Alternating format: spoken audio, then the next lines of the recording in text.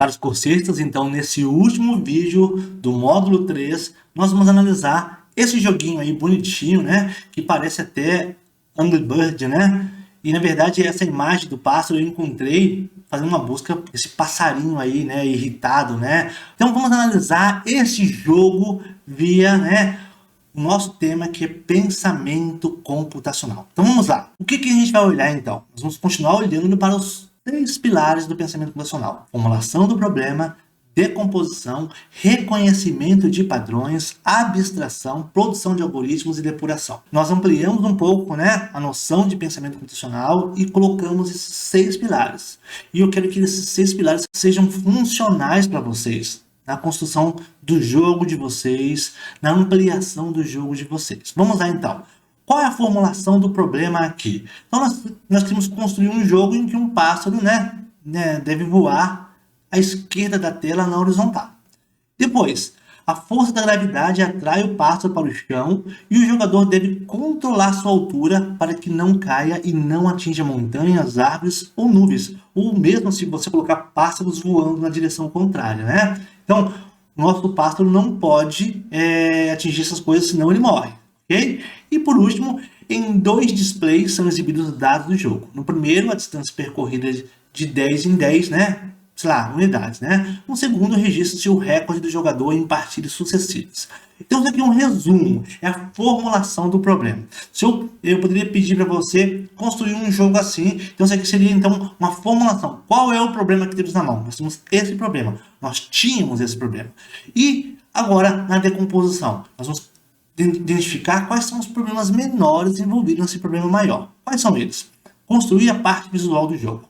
Ou seja, construir a parte visual do jogo, a tela do jogo, a interface que interage com o usuário é um problema.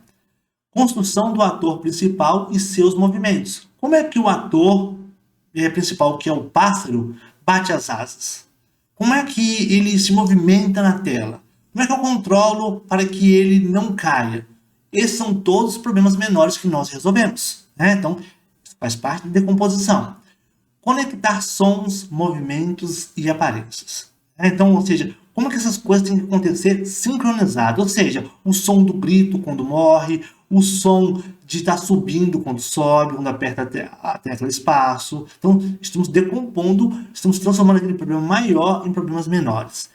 Verificar o contato do pássaro com elementos do jogo e tratar esses eventos. Ou seja, se o pássaro se choca com elementos que compõem o obstáculo, ele morre.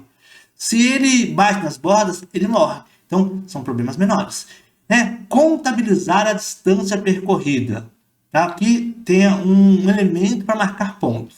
E, por último, registrar recordes em partidas sucessivas. Ou seja, talvez essas coisas que estão aqui no problema de decomposição, eles não estavam implícitos no problema geral, mas a gente transforma isso em problemas menores, né? A gente quer um jogo, a gente vislumbra um jogo, e aquele problema maior vira problemas menores para a gente resolver. Então, isso chama-se decomposição. E para que serve a decomposição, então? Para que a gente possa pensar, focar o nosso olhar em específico em cada um deles. Como que eu resolvo isso? Como que eu penso sobre essa parte do problema? E foi isso que a gente fez, né? Em cada vídeo a gente olhou, em parte de cada vídeo a gente olhou para um problema específico e foi resolvendo esses problemas específicos.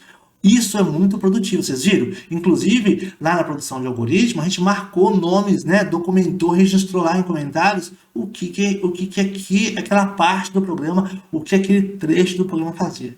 Então, isso acontece na integração da decomposição com a produção de algoritmos. Reconhecimento de padrões. Quais são os padrões envolvidos no nosso jogo? O pássaro fica parado em relação ao seu deslocamento horizontal, mas parece que ele está se movendo, mas ele fica parado. A gente percebe esse padrão. O jogador não percebe, mas nós que estamos resolvendo o problema, a gente percebeu esse padrão.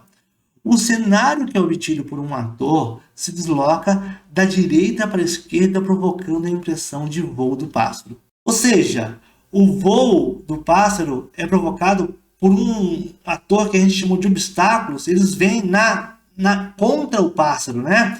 Então, Então aquilo não é cenário, aquilo é um ator, porque o cenário do Scratch fica parado, ele é só uma pintura ao fundo, igual esse azul que está aqui atrás da minha tela, fica parado, né? O que se move ali é um ator, que é obstáculos. Então isso é um recurso interessante. E por último, né, no reconhecimento de padrão, o jogo é encerrado em um único contato do pássaro com elementos da tela. Tá? Então, no meu jogo, como eu fiz com vocês aqui, acontece isso. Se você alterar, deixa de ter esse padrão e o padrão passa a ser outro. Ok? Por último, não, tinha mais um. A pontuação é zerada a cada início de jogo e o recorde permanece em partidas sucessivas do mesmo jogador. Então, esses são padrões que eu reconheço. Poderiam ser outros? Você poderia reconhecer outros? Poderia, né? O que os padrões nos ajudam? Nos ajudam a pensar no funcionamento geral do jogo, né? E a conectar as coisas, as ideias, e a diminuir o trabalho, né, na produção do algoritmo do jogo. Bom, a abstração. O movimento do pássaro acontece somente na vertical e pelas suas modificações de direções. Como assim? O pássaro só se movimenta sim, só que a gente modifica, né? Ele, ponta ele para cima, ponta ele para baixo. Então a gente está modificando a direção dele, né? O jogo força que ele fique assim. E a gente, quando aperta o espaço, ele vai ficar, né, apontando para 45 graus. Então, esse é o movimento do pássaro, mas dá a impressão de que está se movendo, né? Testes de contatos entre os atores devem ser evitados, pois finalizam o jogo. Ou seja, se o ator pássaro tocar em obstáculo ou na borda, o jogo é finalizado. E agora a produção de algoritmo.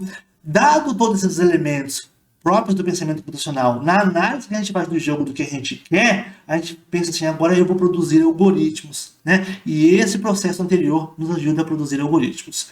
Construir blocos separados para tratar os comportamentos dos atores. Quando o jogo inicia, para produzir movimentos, testar contatos e marcar pontuação. Definições iniciais, mudanças de fantasias, movimentar os obstáculos e tocar música de fundo. Olha, quando eu terminei o jogo lá, eu não coloquei de volta, né, o bloquinho lá para que a música tocasse. Eu vou fazer isso daqui a pouco, quando eu acabar esse vídeo, você vai ver a música tocando, que efeito legal que vai dar. E por último, a depuração aconteceu em vários momentos, né, para perceber erros, para verificar se o encaixe de blocos que eu tinha feito estava funcionando, né? Aí a depuração ajuda a perceber que eu atribuí um valor para uma variável que não deveria ser, eu modifico, coloco lá outro valor e passa a funcionar. Então é assim que é a depuração neste jogo, tá? Eu vou abrir aqui novamente o jogo, você está vendo aqui ele em tela, eu vou clicar aqui em cenário, ó, vou encaixar aqui o som aqui, ó, vou ampliar a tela e vou jogar mais uma partida aqui com você olhando eu jogar, ó. A musiquinha.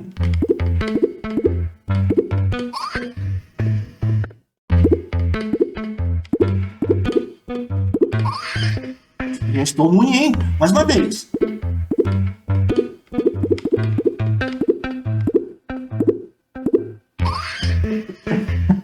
Eu acredito que você quer o meu recorde, né? Então, com a musiquinha de fundo, fica mais interessante o jogo. Construa, se divirta, joga com os alunos, construa com os alunos, mostre o passo a passo para eles, peça sugestões, né? Deixe eles criarem a partir das construções.